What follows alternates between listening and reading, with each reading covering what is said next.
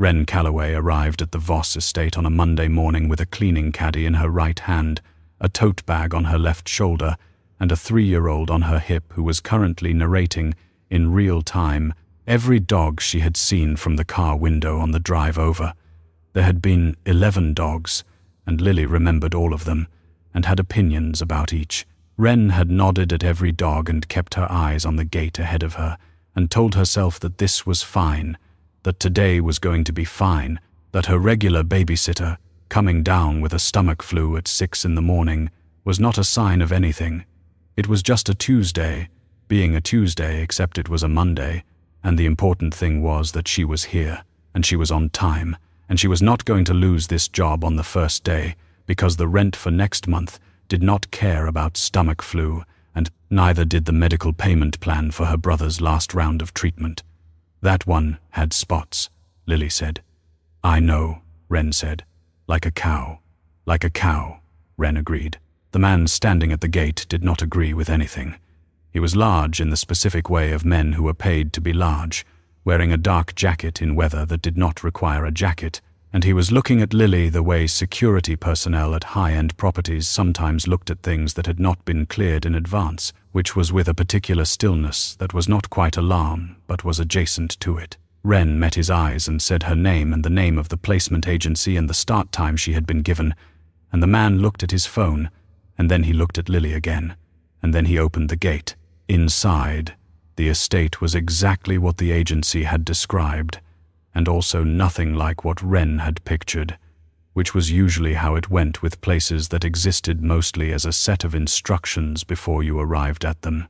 The grounds were immaculate in a way that suggested professional maintenance rather than anyone spending time in them. The main house was large and grey-stoned, and had the quality of a building that had been designed to impress rather than to welcome, which was different from the houses Wren usually worked in, but not, in her experience, unusual for a certain type of employer. A woman met them at the front door and introduced herself as Mrs. Hartley, the household manager, in the tone of someone who had held the title long enough that it had become part of her name. She was somewhere between 50 and 60, with the organized composure of a person who had learned to manage complexity by converting it into procedure. She looked at Lily with an expression that Wren could not immediately classify, which was neither unwelcoming nor welcoming, but was something in between that had more information in it than a first look usually contained. "This is my daughter," Wren said, before Mrs. Hartley could ask. "My childcare fell through this morning. She's very quiet, and she won't be any trouble. I can set her up in whatever room is out of the way and check on her between tasks." Mrs. Hartley looked at Lily for a moment longer. Lily looked back at Mrs. Hartley with the direct and unself-conscious attention of a person who had not yet learned that staring was considered impolite. "She can stay in the staff sitting room off the kitchen," Mrs. Hartley said. "There are things I need to go over with you before you begin." The things Mrs. Hartley needed to go over were thorough and specific, which Wren appreciated, and included a schedule of daily tasks, a list of preferred products for each surface type, a floor plan of the areas she would be responsible for, and 4 rules that Mrs. Hartley delivered in the same even tone as the rest, but which had a different weight to them, the weight of things that had been established in response to something specific rather than as general policy. The first 3 rules were straightforward. No personal items left in employer-accessible areas, no use of personal devices during working hours except in the staff room, all questions directed to Mrs. Hartley rather than to Mr. Voss directly. The 4th rule was stated once and not repeated. The garden on the west side of the property, including the area around the apple tree at the south end of the west garden, is not accessible today, under any circumstances. This applies to you and it applies to your daughter. Please make sure she understands. Wren looked at Mrs. Hartley. "Is the tree a hazard?" she asked, because she was a parent, and asking about hazards was reflexive. Mrs. Hartley paused for a fraction of a second that contained something Wren did not have enough context to read. "It's a private area," Mrs. Hartley said. "Mr. Voss has asked that it be undisturbed today specifically." Wren nodded and said she understood. And she did understand, which was to say she understood that there was more to it than what had been said, and that the more was not her business. She settled Lily in the staff sitting room with a cup of dry cereal, a water bottle, a small board book about ocean animals that lived at the bottom of Wren's tote bag, and a very clear explanation of the rules for the day, which Lily received with the expression she always wore when receiving rules, which was attentive and agreeable in a way that had no reliable relationship to subsequent behavior.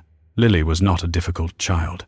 She was not disobedient in the way that some 3-year-olds were disobedient, loudly and deliberately.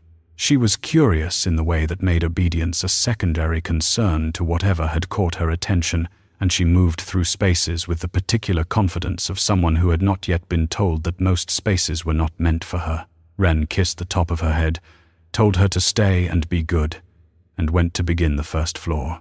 The house was quiet in the way of houses that were always quiet. Not the quiet of absence, but the quiet of careful maintenance, as if the silence was part of the upkeep. Wren worked her way through the front hall and the main sitting room and the formal dining room that showed no sign of having been used for dining in some time, noting the surfaces and the products and the particular quality of a space where someone lived but did not, in any observable way, inhabit. There were no personal objects on the visible surfaces, no photographs, no objects that carried the texture of a life being lived in them, as opposed to around them. One painting on the wall of the main hallway, large and dark and depicting nothing she could immediately identify. Wren was not in the habit of drawing conclusions about employers from their decor, but she was also not in the habit of ignoring what she noticed, and what she noticed here was a house that had been maintained impeccably and inhabited barely, which was not a judgment and was not her business, but was there. She was on the third window of the front sitting room, working the cloth in the slow horizontal motion that got the glass without streaking, when she became aware of the absence that she should have been aware of earlier, but had allowed herself not to notice because it had been 40 minutes and Lily had been quiet, which was the exact kind of reasoning that, in Wren's experience as a parent, preceded the specific silence that meant not compliance but preoccupation. She turned from the window. The hallway, visible through the sitting room doorway, was empty. She went to the staff room. The cereal cup was on the table. The water bottle was on the floor. The book about ocean animals was open to the page with the anglerfish, which Lily called The Fish with the Lamp, because that was what it had. Lily was not there. Wren stood in the doorway of the staff room for 1 second, which was the second it took to go from noting an absence to understanding its implications, and then she went to the window of the nearest room that faced the grounds and looked out toward the west garden, which she had been told was inaccessible today under any circumstances. Down the long slope of the lawn, getting smaller the further she looked, was a small figure in a yellow shirt moving with the directional certainty of a child who had identified a destination and was proceeding toward it without any awareness that the destination was the single place in the entire estate she had been specifically told not to go. She did not run. Running across the grounds would draw attention from the security personnel she had seen at 2 positions on the perimeter, and drawing attention was the second worst thing she could do right now, behind only the first worst thing, which was whatever was about to happen when a 3-year-old in a yellow shirt reached the apple tree at the south end of the west garden.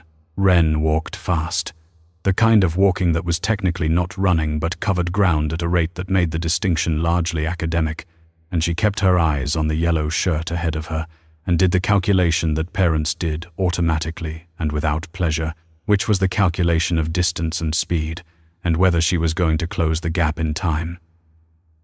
She was not going to close the gap in time.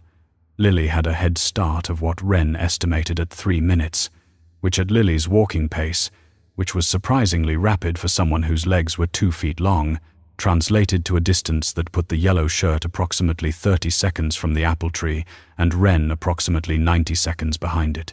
She kept walking. There was nothing else to do.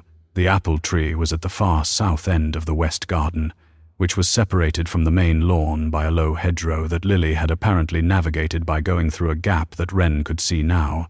At ground level, was exactly the width of a small child moving with purpose. Beyond the hedge, the garden was different from the rest of the grounds, less formal, the grass longer, the planting less architectural, as if this section had been allowed to grow into something rather than being maintained into something. The apple tree itself was old enough to have character, with a trunk that leaned slightly south and branches that had been trained over years into a canopy wide enough to cast real shade. Under the canopy, on the grass, a man was lying with his eyes closed. He was in dark clothes and his hands were resting at his sides, and he was so still that for one suspended second Wren thought something was wrong, and then she saw the slow rise and fall of his chest, and understood that he was not unconscious and was not injured, and was doing something that people in Declan Voss's position were not, in Wren's understanding of people in Declan Voss's position, supposed to do, which was lie on the ground in a garden and be still. Lily was already there. She had sat down in the grass approximately 2 feet from the man's left shoulder, with her legs crossed and her hands in her lap, and she was looking at him with the patient and interested expression she wore when she was waiting for something she expected to happen. Then she began to talk. Wren stopped at the edge of the tree's shadow and did not move. Lily was saying something about a cat, which was not surprising because Lily talked about the neighbor's cat with a frequency and detail that suggested she considered it a subject of general public interest. The cat was named Biscuit. Biscuit had orange stripes. Biscuit did not like to be picked up, but would sometimes sit near you if you stayed very still and did not make direct eye contact, a strategy that Lily had developed and described with the precision of a researcher presenting findings. Wren stood at the edge of the shadow and listened to her daughter explain cat psychology to a man who ran, by every account available to someone without security clearance, the most significant criminal operation on the southern eastern seaboard, and she did not breathe, not fully, because breathing fully would require making a decision about what to do, and she did not yet know what the right decision was. She could go in and remove Lily, which would involve sound and movement and the certainty of a scene. She could call out from where she stood, which would also involve sound, and would add to it the particular humiliation of being seen to be failing at the basic task of knowing where her child was. Or she could stand here and wait and see what happened, which was not a responsible parenting strategy and was also the only option that did not make everything immediately worse. She waited. Declan Voss did not open his eyes. Lily continued her account of Biscuit, who had, according to Lily, learned to open the neighbor's back door by jumping on the handle, which was a detail Wren suspected was embellished but had long since stopped disputing because Lily delivered it with such conviction. The afternoon light came through the apple tree in pieces, moving slowly across the grass and across the man lying in it, and across the small person sitting beside him, who was explaining that Biscuit had once brought a bird into the house, and everyone had been very surprised except Biscuit, who had been very pleased. Wren watched her daughter's profile, the serious set of her small face, the way she paused between sentences as if to check that her audience was following, and felt the specific mix of emotions that Lily regularly produced in her, which was equal parts love and anxiety, and the particular helplessness of watching someone you were responsible for do exactly what they were going to do, regardless of what you had told them. Then Lily stopped mid-sentence, tilted her head to one side, and said in the forthright manner she used for questions she considered important, "Do you like cats?" The silence that followed was not the silence of someone who had not heard. It was the silence of someone deciding something. Wren held still. Then Declan Voss opened his eyes. He turned his head and looked at Lily, and from where Wren was standing she could see his face for the first time since she had arrived that morning, had seen only his file photo and her own construction of him from the house and the rules and Mrs. Hartley's careful neutrality.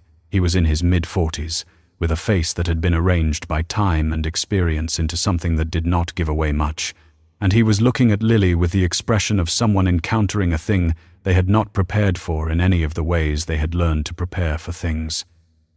He looked at her for a long moment. Lily waited. She was good at waiting for answers when she was the one who had asked. "I haven't decided," he said. His voice was low and came out with a quality that Wren could not name precisely, something between careful and rusty, like a door opened for the first time in a while. Lily considered this answer. She nodded once with the gravity of someone who found this response entirely reasonable and appreciated the intellectual honesty of it. "Biscuit would probably let you decide," she said, and went back to her account of the bird incident from the beginning, because she was 3 and beginnings were where things properly started. Wren breathed. It was the first full breath she had taken since she saw the yellow shirt moving across the lawn, and it came out in a way that she hoped was not audible at the distance separating her from the tree. She watched Declan Voss lie in the grass under the apple tree and listened to her daughter describe a cat's relationship with birds, and she saw what she had not been able to see from outside the shadow of the tree, which was the thing his face was doing that she did not have a clean category for. It was not annoyance. It was not the cold tolerance of a powerful man deciding how long to indulge an inconvenience before removing it. It was something more exposed than either of those things. Something that looked, in the specific quality of the afternoon light through the apple leaves, like a person who had been handed something they had not known they were missing and had not yet decided what to do with it. She stood very still. She did not want to interrupt. She did not entirely understand why, only that the scene under the tree had the quality of something that was happening in its own time and should be left to happen. When Lily's account of Biscuit reached its natural conclusion, which it did after another 5 minutes covering the bird's eventual departure through the same window it had entered, Lily looked around the garden with the air of someone who had completed one task and was assessing what came next. Then she looked at Wren, who had apparently been visible to Lily from the beginning, because Lily said, with no particular surprise, "Mama, there's a man sleeping." Declan Voss turned his head and looked at Wren. She met his eyes from the edge of the tree's shadow and felt the weight of them in the specific way of eyes that had learned to assess situations quickly and did not generally miss much. "I'm so sorry," she said, because there was nothing else to say that was both true and appropriate for the situation. She was in the staff room. I didn't realize she had left until a few minutes ago. He looked at her for a long moment that she could not read. Then he sat up, and the movement had the quality of something that cost him something, not physically but in some other way she did not yet have the information to understand. He looked at Lily, who was now examining a small stone she had found in the grass with the concentration of a geologist. Then he looked at Wren. "Your daughter," he said. "Not a question, an identification, a placing of something into a category." "Yes," Wren said. "Lily." He looked at the apple tree once, briefly, with an expression that passed across his face and was gone before she could catalogue it, but that she registered in the way you registered things that were brief and specific and mattered more than their duration suggested. Then he stood. Nobody said anything about the apple tree. That was the thing Wren kept coming back to in the days that followed, turning it over the way you turned over something that did not quite fit the shape of the space it was supposed to occupy. She had expected a conversation with Mrs. Hartley. She had expected a formal warning, or a reprimand, or at minimum, a reiteration of the 4th rule, with the addition of a consequence. What happened instead was that Mrs. Hartley appeared in the kitchen doorway at the end of Wren's first day and told her she had done good work and asked if the same arrangement for Lily would be needed the following day. Wren said she hoped not, that she was working on finding a backup for her regular sitter. Mrs. Hartley nodded and said that in the meantime, the staff sitting room was available. She said this in a tone that implied it was not a significant concession, and then she left, and Wren stood in the kitchen and tried to understand what had shifted and could not identify the mechanism of it, only the fact of it. Lily came back on Thursday, which was not the plan but was what happened when the backup sitter's car broke down, and Wren had already confirmed she would be at the estate by 8. She brought the Ocean Animal book and a small bag of wooden blocks and a considerable amount of hope, and she spent the first 2 hours checking on Lily at regular intervals, with the vigilance of someone who has learned that vigilance is a trailing indicator. Lily was in the staff sitting room building what she described as a tower for frogs, which Wren did not interrogate, and was managing fine, and at 11 in the morning, Wren was on the 2nd floor, changing the linens in the guest suite, when she heard, from the direction of the library at the end of the hall, a voice that was not Mrs. Hartley's and was not any of the two other staff members she had met, and then the specific sound of Lily asking someone to read the page again because she had not seen the picture properly. Wren put down the pillowcase. She went to the library doorway and looked in and did not go in, because what was inside the doorway was something she did not want to interrupt with her presence. Declan Voss was in the large leather chair at the far end of the library that she had been told was his, and which had, in consequence, been left to her imagination as the specific kind of chair that belonged to the specific kind of man that she had been told she was working for. It was a plain chair, dark leather, positioned to face both the window and the room, practical in the way that things chosen by people who spent time in them tended to be practical. He was sitting in it with a folder of papers on the arm and a small board book open in his hands, and Lily was on the ottoman beside him, with her chin propped in both palms and her eyes on the page. And Declan Voss was reading, in a voice that was lower and slower than his normal register, and had something careful in it, the text of a book about a family of ducks who could not decide what to have for dinner. He read it once through, and Lily said, "Read it again," and he read it again, and neither of them acknowledged Wren in the doorway, either because they had not seen her, or because they had and had made a mutual decision to continue. She went back to the linens. She stood over the guest bed for a full minute before she remembered what she had been doing. She began to ask questions in the small ways available to someone in her position, which was not directly but through observation and through the particular quality of conversations that happened in kitchens when people thought the only other person present was focused on something else. She learned from the groundskeeper, who came in for coffee at midday and tended to talk to his coffee cup, that the West Garden had been different once, that there had been a play structure in it before it was removed, and that the removal had happened in the same summer as other changes she had not been told about. She learned from the way Mrs. Hartley looked at the door to the third-floor staircase, sometimes, when she was carrying something past it and thought no one was watching, that the third floor contained something that required a particular quality of attention to avoid. She learned from a detail so small it should not have been significant.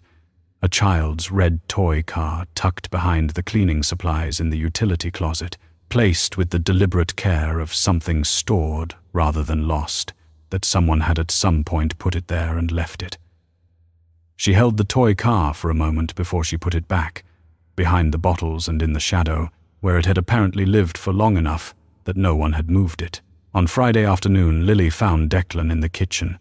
Wren did not know how Lily found the people she found, only that she had a talent for locating adults who were not expecting her in spaces that were not the staff sitting room, and that the adults she located were reliably surprised in ways that varied by person.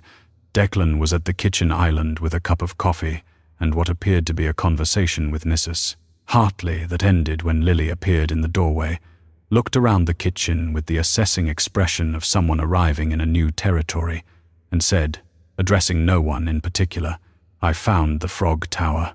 Wren, who was in the corridor outside and had arrived a half-step behind Lily, looked into the kitchen and met Declan's eyes and started to say something, and then stopped, because Declan had looked at Lily and back at the coffee in his hand and said, without particular inflection, "I wasn't aware there were frogs." Lily looked at him with the patience of a teacher encountering a promising but uninformed student.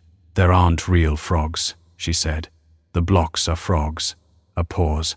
Then, "That makes sense," he said, which was not the response most adults gave to that explanation. And Lily apparently agreed with the assessment, because she nodded once and went to the island and climbed onto the stool beside him and sat there in companionable silence while he finished his coffee, which lasted approximately 4 minutes, during which Wren stood in the corridor and breathed and tried to identify what she was feeling, which was something she had not named and was not entirely sure she was permitted to name. That evening she sat in the staff sitting room after Lily was asleep on the small couch with a spare blanket from the utility closet and wrote down what she had assembled, not in words but in the way she organized things when she needed to understand them. which was by arranging them in relation to each other until the pattern became visible. A west garden where something used to be, a third-floor room that had been closed for the same length of time, a toy car in a utility closet, a day in the year that was different from every other day, when Declan Voss lay under an apple tree from morning until dark, and the entire household arranged itself around his absence from it. 7 years, which was the number that kept appearing at the edge of the information she gathered, attached to the changes and the removals and the closing of doors. She sat with these things arranged in her mind and understood that she was looking at a shape she had not been given the central fact of, and that the central fact, whatever it was the only thing that would make the shape make sense. She looked at Lily asleep on the couch, with one hand tucked under her cheek, the way she always slept, and thought about what it meant to lose something you could not replace, and did not finish the thought. It happened on a Wednesday, which was the 3rd week of Wren's employment at the Voss estate, and the day that Lily decided, for reasons that Lily did not explain, and that Wren had learned not to ask about because the explanations were always either incomprehensible or disturbingly logical, that she did not want to stay in the staff sitting room. She wanted to go to the library. Wren told her the library was for working, not playing. Lily said she would be very quiet. Wren said the library was not available for them to use whenever they felt like it. Lily said she would sit still. This exchange took place at 8:15 in the morning and continued in various forms until 8:40, at which point Wren accepted the logical outcome of it, which was that she was going to set Lily up in the library with the wooden blocks and check on her every 20 minutes, and that this was going to happen because Lily had decided it was going to happen, and the only remaining variable was how long Wren was going to spend pretending otherwise.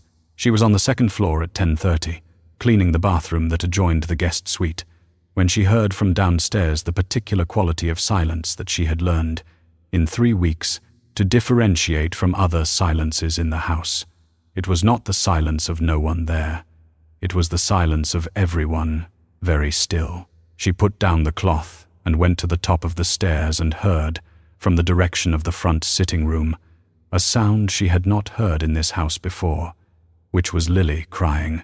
Not the crying of a child who was hurt or frightened, but the specific crying of a 3-year-old who had been startled and embarrassed by a fall and was now processing the experience at full volume.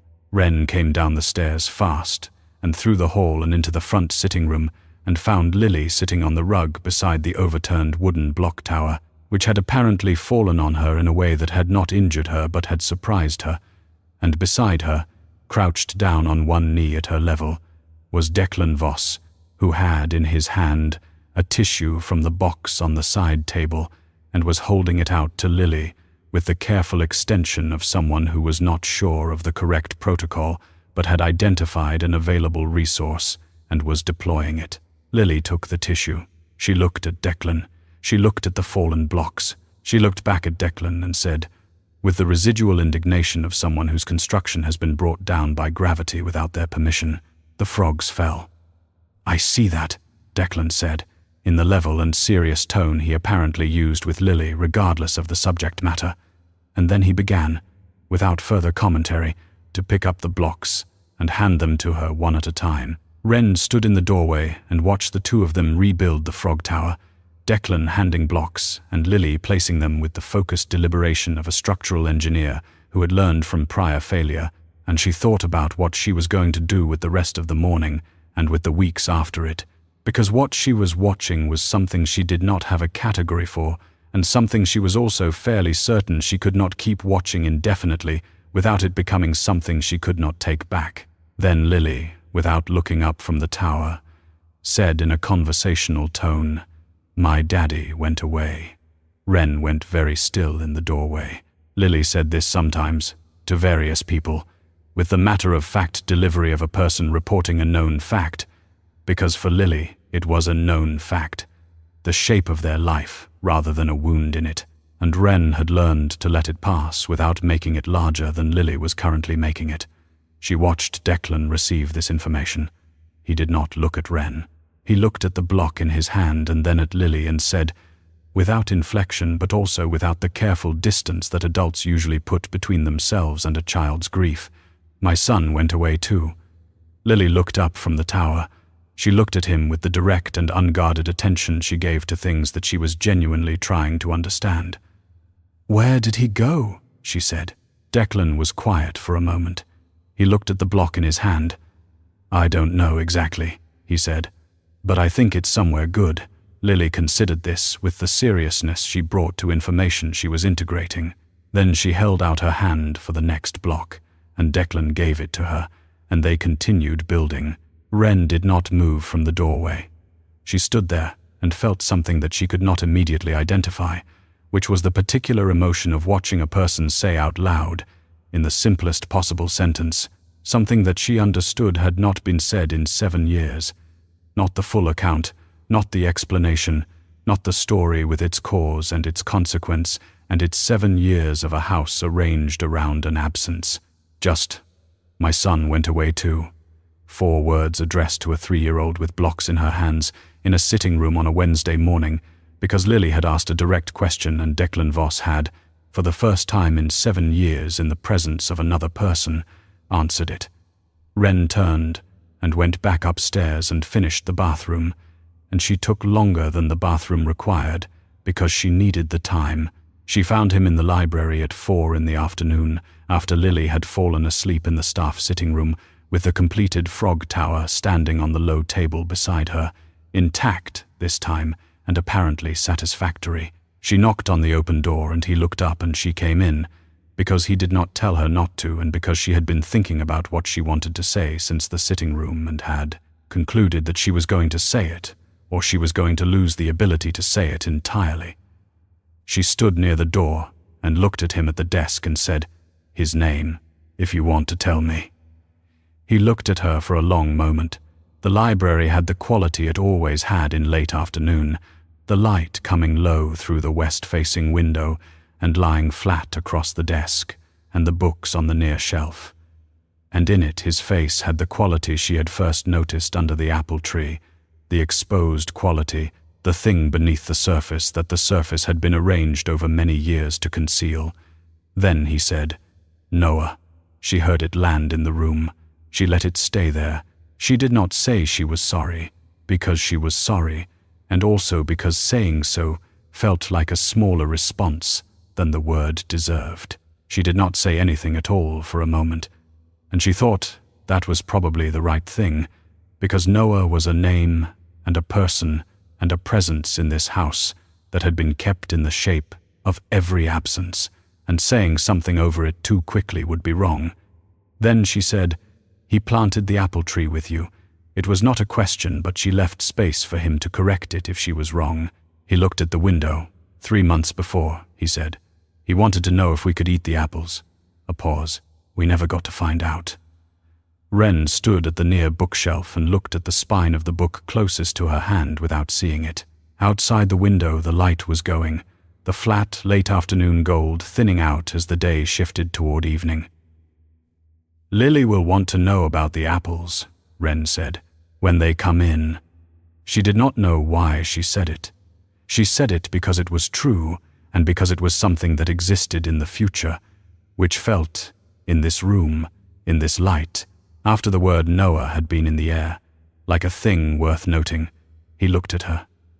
The expression on his face was not something she had seen from him before, not the careful neutrality and not the closed quality and not even the exposed thing from the apple tree, but something quieter than all of them, and less defended, the expression of a person who has set down something very heavy and is still in the moment of having just let it go. She would, he said. She turned to leave, because the conversation had reached its natural end, and because she did not trust herself to continue it without crossing into something she had not prepared to cross. Then, he said, "The medical bills, for your brother. Whatever is outstanding." She turned back. He was looking at the desk. "That's not something I asked for," she said. "No," he said. "I know that." She looked at him. "Why?" she said. He looked up. Because Noah's name was said out loud today, he said, "In this house, for the first time in 7 years." and it was your daughter who made that possible, and you who asked me the question, and I don't know what to do with that except to do what I'm able to do, which is make the thing that is worrying you stop worrying you, if I can." She stood at the doorway with her hand on the frame and held what he had said, turning it over the way you turned over something that was both simple and heavier than it appeared. "Thank you," she said finally, and she meant it in the full and exact way, without qualification or condition. He nodded. She left. In the staff sitting room, Lily was still asleep with her hand under her cheek and the frog tower standing beside her, and Wren sat down on the chair across from her daughter and looked at her sleeping face and thought about the word Noah and about apple trees and about the particular mercy of a 3-year-old who did not know she was doing anything except asking where someone went. 2 weeks after the Wednesday with the frog tower and the word Noah, Wren gave herself a Friday evening to think clearly, which was the only kind of thinking she trusted, because it happened after Lily was asleep and the specific noise of managing the day had gone quiet. She sat in the staff sitting room with a cup of tea that had gone cold and went through what she knew, honestly and in order, the way she went through the household accounts when something did not balance. She knew that Lily woke up on the mornings they came to the estate and asked if they were going to Mr. Declan's house, which was what Lily called it, not in the corrected way that adults used the formal possessive, but in the genuine and uncomplicated way of someone identifying a place by its person.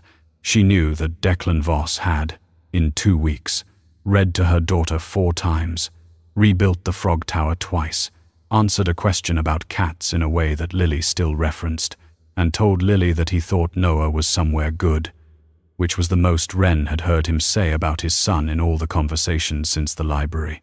She knew that none of this was in the job description, and that the job description had stopped being the accurate map of her situation some time ago. She knew that she had been telling herself she was going to leave because Lily was getting attached, and that she had been telling herself this for 2 weeks and had not left, and that the gap between what she told herself she was going to do and what she actually did was information she should take seriously. She went to ask for the meeting on a Monday, which was practical because Mondays were when Declan's schedule had the most room in it before the week's commitments accumulated. Mrs. Hartley told her he had 20 minutes before noon. Wren used 12 of them. She stood in the library and said what she had decided to say in the direct and unornamented way that she handled things she had already processed, that she thought it was best for her to find other placement after the current month, that she was grateful for the position and for what he had done for her brother, and that her reason was not the work or the household, but was that Lily was 3 years old and was developing an attachment to a situation that Wren did not know how to explain to her would eventually end, because all situations eventually ended, and Lily did not know that yet, and Wren was trying to control how much that cost her daughter when she learned it. She finished and waited. Declan had been at the desk when she started, and was still at the desk when she finished, and he had not interrupted and had not shifted in his chair, and he looked at her now with the quality of attention she had become accustomed to from him, which was the full kind, the kind that did not subdivide itself across other concerns while you were speaking. He was quiet for a long moment. Then he said, "Come with me."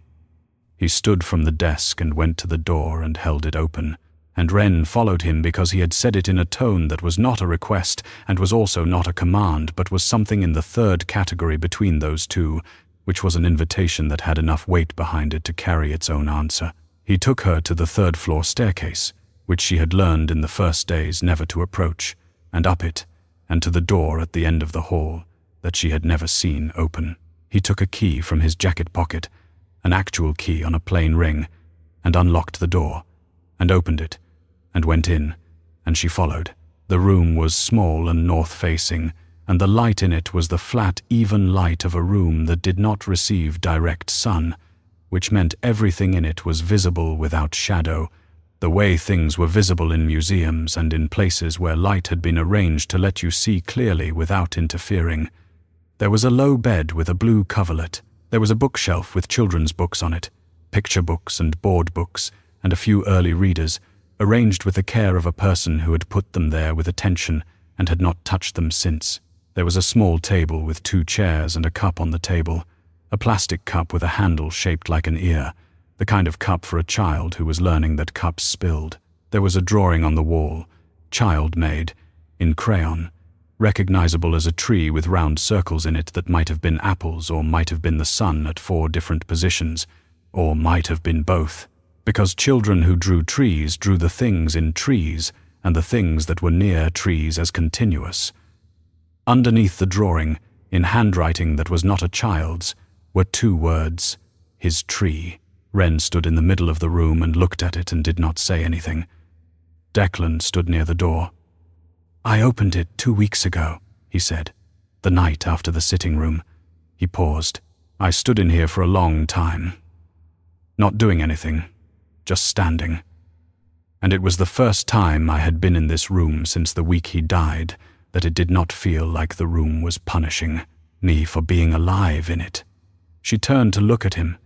He was looking at the drawing on the wall.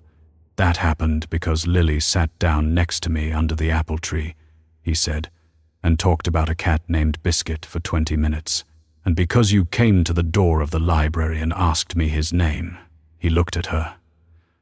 "I'm not saying those things fixed anything. I'm saying they moved something that had not moved in 7 years, and I noticed the difference, and I wanted you to see where the difference lives before you decided to leave." She looked at the drawing on the wall and at the bookshelf and at the plastic cup with the handle shaped like an ear, and she thought about what it meant that a man had kept a room for 7 years and had not been able to go into it, and had gone into it because a 3-year-old had sat down beside him and talked about a cat. She thought about the apple tree and about the morning she had seen his face in the light through the branches and had not been able to name what she was seeing. She thought about Lily asking where his son went, and about him saying somewhere good, and about the way he had handed Lily the next block without pausing. She thought about what she had told herself her reason was for leaving, which was Lily getting attached. And she stood in Noah's room and understood that the reason she had given herself was true, but was not the whole truth.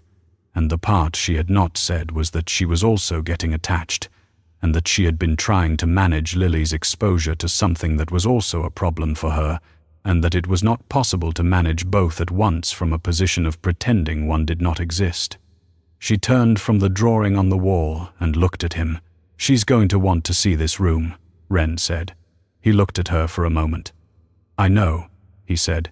Something in the way he said it told her that he had already considered this, and had already decided what he thought about it, and that what he had decided was the reason he had brought her here.